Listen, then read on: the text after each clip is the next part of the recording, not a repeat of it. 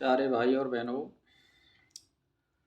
आज मैं आपके लिए सौंठ के घरेलू प्रयोग बताऊंगा। सौंठ जो होती है, देखिए, सौंठ जो है ऐसी होती है, ये आप देख लो, ये सौंठ होती है। ये सौंठ जो है ऐसी होती है, देख लो आप, ये सौंठ है।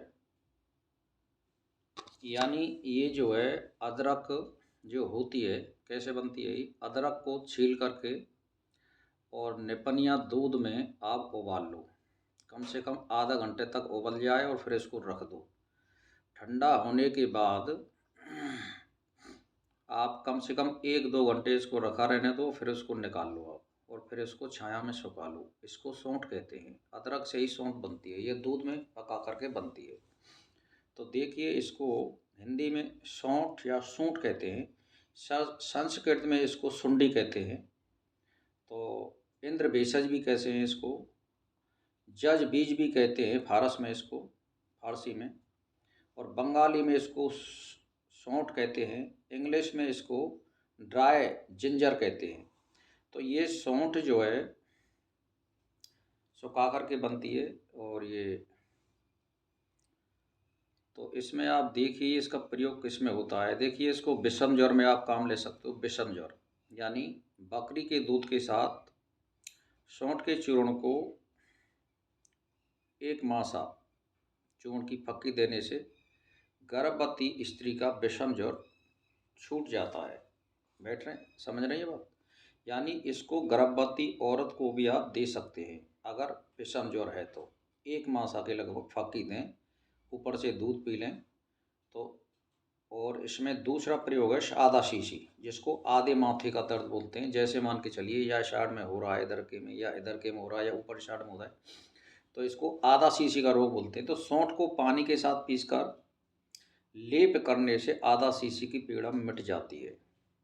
यानी इसका पानी में पीस करके माथे पर लेप कर लें आप।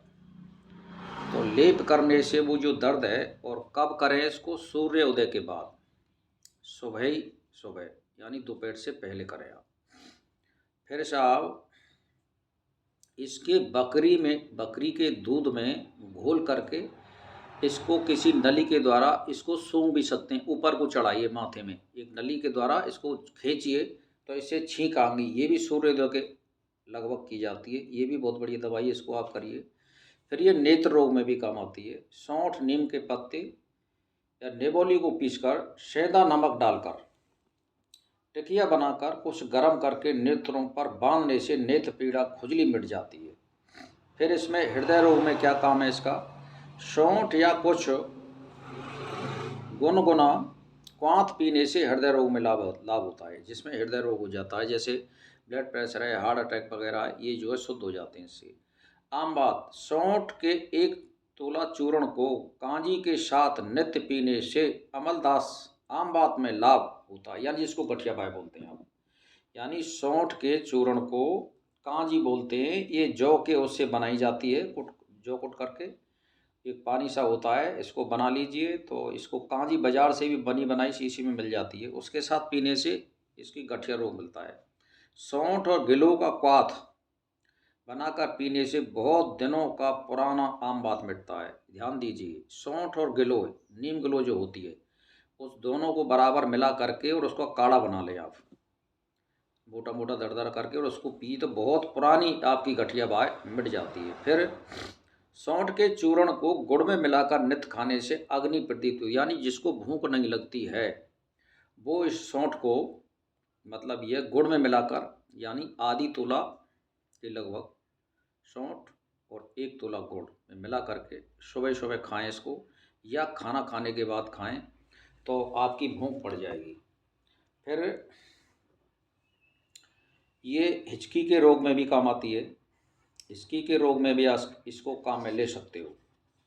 तो हिचकी में सौंठ और हरड़ को पानी में पीसकर लुगदी को खिलाकर गर्म जल से मतलब पिलाने से हिचकी मिटती है। सौंठ और आंवले, पीपल का चूर्ण शहद के साथ चाटने से मतलब हिचकी मिटती है। और पक्षाघात, सौंठ और सेंधा नमक को महीन पीसकर सुंघाने से पक्षाघात यानी लकवा में लाभ होता है।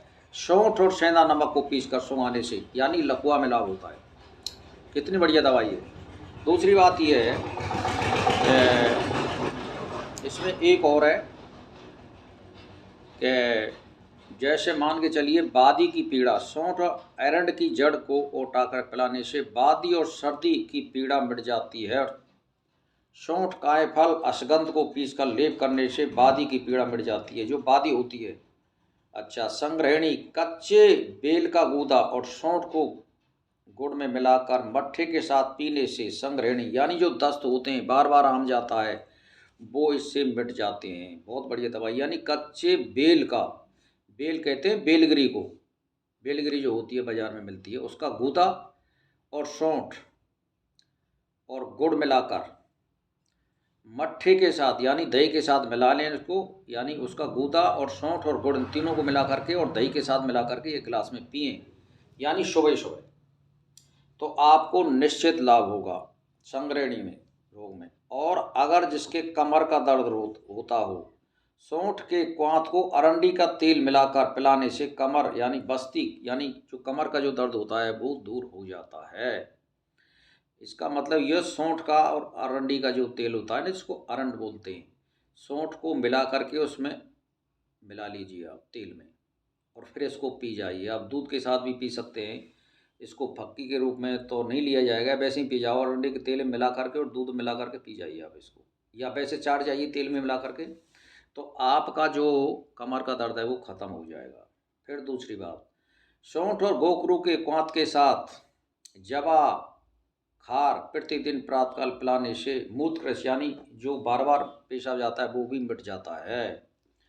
शिलीपद, एक शिलीपद रोग होता है, कौन सा, जिसको बोलते हैं अब हाथी पाम, जिसके एक पाम ज़्यादा फूल जाता है, जिसको हाथी पाम बोलते हैं, तो उसमें क्या काम आती है, गौमूत्र के साथ सौंठ को प्रतिदिन फक्की यानी 1 तोला के लगभग फक्की लेने से शिलीपद रोग यानी हाथी पाम में बहुत ही फायदा करती है। लगातार लीजिए कम से कम 3 महीना।